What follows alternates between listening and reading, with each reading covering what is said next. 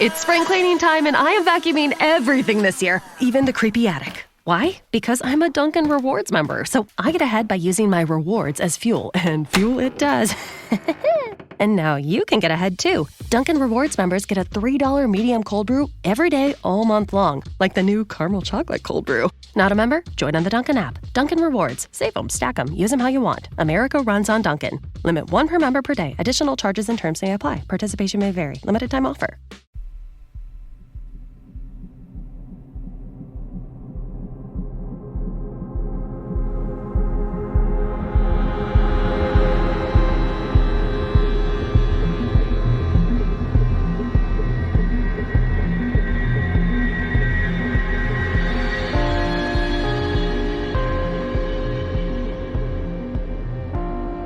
Hello and welcome to mini episode 243 of Real Life Ghost Stories, and I have one spooky story for you today, and today's story came from the 4th of December 2022, and our story comes from Indigo. My beloved cat Lady, the same cat who saw the angry evil being in the basement and left me for dead, but not before she warned me of what she saw. That was back in mini episode 151. She died back in 2016. We were best friends. One of the funny little things she used to do, especially on a cold winter day, was get into my dresser, but in a very specific way. I've witnessed it countless times over the last 15 years that I had her. She would use her paw and pull at the corner of the bottom drawer of the dresser until it opened to where she wanted it. Then, she would jump into the drawer and proceed to kick half the socks out. She would make a cosy little bed made of socks and she would nap there. It was adorable and so specific to her. My other cat doesn't give a damn about laying in the sock drawer. After Lady passed, I would see her out of the corner of my eye laying on her favourite spot in the living room. I'd also see her walk certain places in the apartment. The cool thing is that I know it wasn't my imagination. My living cat saw her too, and would stop what she was doing to stare her down. They were not good friends in life. So I think my lady showing up to tell me she was okay really bothered Pixie. Like, move on already, she's mine now. Very territorial that one is.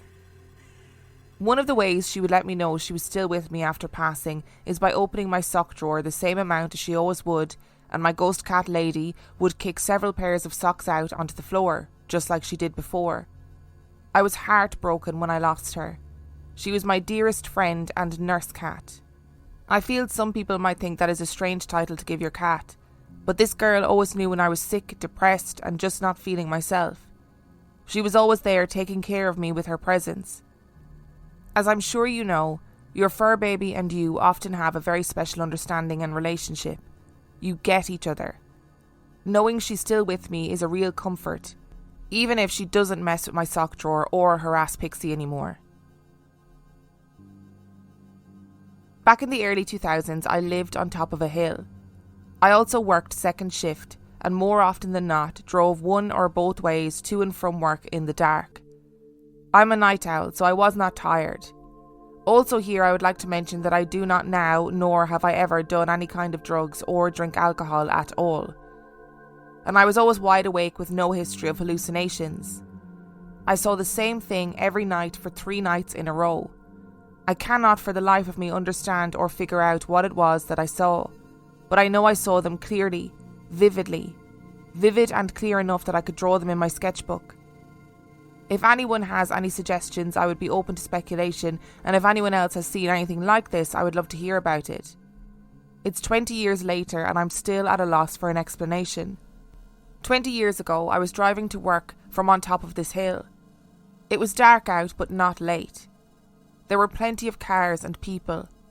I get to the cut in the hill, where one would descend, and on the horizon are what I can only describe as 2 massive pyramids of light. Not the kind where you have a new store opening or a professional football game. I'd recognise that. My area, especially back then, was suburban, but still somewhat rural. It was a smallish town. I could see these 2 massive pyramids of light, but not white light. One pyramid was dark in colour, predominantly red undertones. Its energy resembled an exploding volcano. Red light and energy bursting from the top of this perfect triangle. The other pyramid of light was not far from the first. This one's colouring was light, kind of like a rainbow-esque light prism all through it. It glowed its lighter energy. And it was like the two were somehow connected opposing forces. That's how I interpreted it.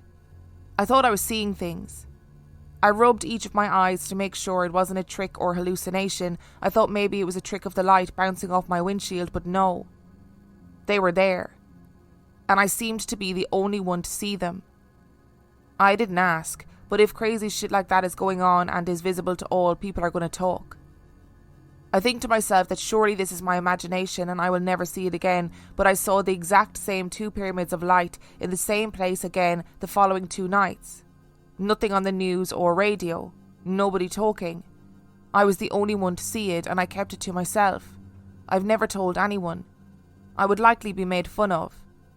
After those 3 nights, I never saw the 2 light pyramids again.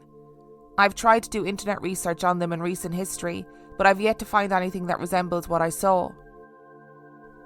I have always said that I wanted to be aware of any entity in a home that I live in, as opposed to being blissfully unaware. I do not want to live in these places if at all avoidable, but it is not always super obvious at first. This past summer, my husband and I were looking at our very first home to buy together. We toured multiple homes as one does when looking, and I had my radar turned all the way up. But I also had protective stones on. I didn't want anybody to get the idea that they could follow me home. I made my husband wear some too, and while he does not believe at all, he does it to humour me and put me at ease. I was told some years ago by a medium that mine, my mom and my sister's energies are all very bright. We have, as I mentioned in that one episode, a gift. This energy, our light, she said, is like a beacon to spirits, beings, passers-by. They are drawn to us. Most know not to bother us, but others need a little bit stronger message that we do not want any visits or attention from them. Personal space must be respected, hence the special stones. My husband and I went to tour this one house. It had a great property and was well cared for, just a little bit outdated. We were there with a real estate agent. He was telling us all the details of the house. I suspected I felt a little something there that was yet to be determined. I wanted to see the rest of the house and see where the energy came from the most, but I did not feel threatened by it. Therefore, we resumed looking at the home. Off the main hall was the master bedroom. It had its own private bathroom. My husband has a Russian accent and it's hard to understand by a lot of people in my area. He said if he had a question he would let me know and I could ask. Here we are standing in the middle of the master bedroom, not near any walls. My husband, I thought, was behind me as we were listening to the agent. The agent said something about the bathroom that I had already peeked into, and then we started to move on towards the last rooms before leaving. We started to follow him out of the room when I felt a very distinct pinch on my left butt cheek. I waved my hand behind me like, "Okay, I got your message, I'll ask your question." But the dude was talking, so I didn't want to be rude. We turned the corner and the dude paused, talking for a second, so I turned to my husband and asked what he wanted. I whispered, "Sorry, I didn't want to be rude. What was the question you wanted me to ask?" He said, "What? Nothing, what do you mean?" I said, "You pinched my ass. I assumed you were trying to get my attention to ask a question." He looked at me. "When? Now? I didn't pinch your ass." "Yeah, you did. Just now when he was telling us about the thing." And he said, straight-faced and genuinely confused, "Baby, I didn't pinch your butt. I wasn't even behind you. I checked out the bathroom one more time before we left." I was goosed by a ghost. The energy was coming from the bedroom. I wanted to know it was there and I got my definitive answer. There was no mistaking this feeling. You know when somebody pinches you. It wasn't my purse or a clip from my keys. All were in my hands in front of me. There were no buttons or clasps on my jeans. This was a human pinching my butt. Later that night, my husband asked if we were interested in that house, as it had a lot of what we were looking for as far as land and rooms. I said, "Hell no, we are not interested in that house. There's a haunting in that house." I put up my barriers and he still felt it was necessary to pinch me. If he cannot respect my boundaries upon just looking at the house, I do not want to be around to see what he is capable of after he gets comfortable with us and we've lived there for a while. We passed up on that house because fuck that. Seriously, if upon our first viewing of the home the entity couldn't not touch me, even in a playful way, what else was he capable of? And would he get violent towards me or my husband? I called the entity a he because I don't know if a female energy would pinch my butt. Seems like a dirty old man energy to me.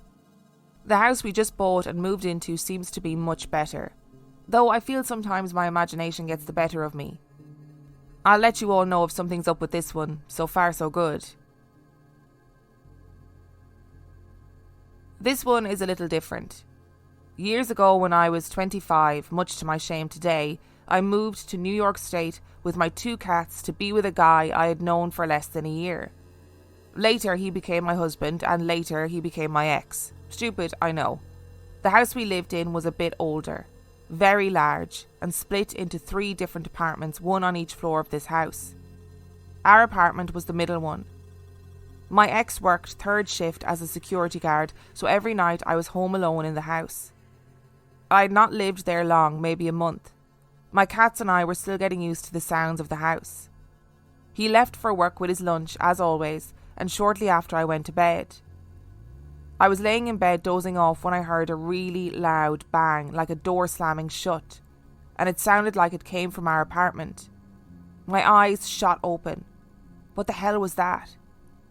I laid still and silent for what felt like forever, but was probably only a minute or 2, straining to hear any other indicating sounds. Then I thought, oh shit, if I'm in bed and there's an intruder, I'm making it way too easy for him to do whatever he wants to me. Maybe if I can get the drop on him first, I'll have a chance. So I crawled out of my bed and onto the floor. I didn't have anything decent to attack my intruder with, so I picked up the best thing I could think of and most accessible to me. One of my heels from my office job. I crawled commando style into the total darkness with a heel in one hand so that I could jump the guy and hit him in the head with my shoe. My heart was pounding in my ears. I made it to the kitchen and into the bathroom, tearing open the shower curtain. Nothing. I was relieved to not have found the intruder. Perhaps he had already left. So I turned on the kitchen light to discover the culprit behind the sound, fully expecting to see the front door wide open. My cats had been running at high speeds and slipped on the little rug inside the door. The rug didn't have any rubber traction at the bottom, so when they hit the rug, they lost all control, sliding on the rug and crashing into the front door. I looked down at my 2 cats who were visibly dazed and the rug was all squished up against the foot of the door. I laughed a sigh of relief, patted their heads, fixed the rug, and then dropped the shoe as I walked back to bed, totally convinced I looked like a total dumbass. Hello Indigo, welcome back to the show. Glad to see you back. Why are cats so incredibly cute? Like, why are they so cute? Why are they just the most perfect little creatures that have ever existed? I can just see her pulling out your sock drawer, kicking out all your socks, and then making herself a little nest in there to get cozy. And honestly, cats are amazing. And I think the bond between pets and their owners is incredible. And I totally believe that they come back to keep an eye on you and come back to let you know that they're okay, just like our human loved ones do. And I'm so glad that lady found a way to make herself known to you and to Pixie, the other cat too. I love that sort of petty energy of like, yeah, I'm not fucking going anywhere, Pixie. We didn't like each other in life. And even in death, I'm still going to annoy you. Love it. I bet there were other people who saw those pyramid lights in the sky. I bet there were other people who, like you, have the same thought of, I'm just not going to tell anybody because they're going to think that I'm crazy or they're going to laugh at me for seeing this. And I don't know what it was that you saw, right? I don't want to think it's aliens, but listen, I'm 99% sure it was aliens. And that pyramid shape or triangular shape is quite common in UFO sightings. It's interesting that you only saw them for 3 nights and never saw them again. Like, that's such a condensed time period. It's not like it's, I saw them 3 separate occasions, 3 separate times, as in like once a month or whatever it was, whatever. No, you saw them over 3 nights and then didn't see them again. Didn't see them before that, didn't see them after that. I am convinced there were other people who saw this too. Convinced. And we've talked about this before, okay? We've talked about afterlife consent. Consent is very important in life, much and all as it is important in death, apparently, because a ghost pinching my arse, I'm not having it. That's non-consensual. It's not okay. I don't care what you are trying to communicate, ghost. You do not get to just pinch people's arse willy-nilly. It's not how the world works. I totally understand your point though, Indigo, of excuse me, if this ghost can pinch my arse when I'm wearing protective gear, protective amulets, then what is he going to do if we're living there with our guard down? What's going to happen if we're going through some hard shit and we build up some negative energy? You know, what's going to happen then? Whose arse is he going to be pinching then? It's not on. Somebody in the afterlife needs to be taking responsibility for the consent classes that are clearly not happening when people die. And finally, there is no judgment, can I just say, about moving somewhere to be with somebody when you've known them for a short space of time and you marry that person and they become your ex. Like that these things happen. And at the point in time when you're doing that thing, I can only imagine it feels like the exact right thing to be doing. And sometimes our judgment gets clouded by rose-tinted glasses. So no, you are not stupid. Not in the slightest. And equally, you are not stupid for picking up a high-heeled shoe as a weapon. That is a good weapon.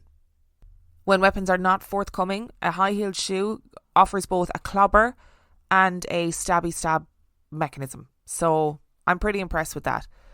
And cats are just so ridiculous. They're just such ridiculous creatures.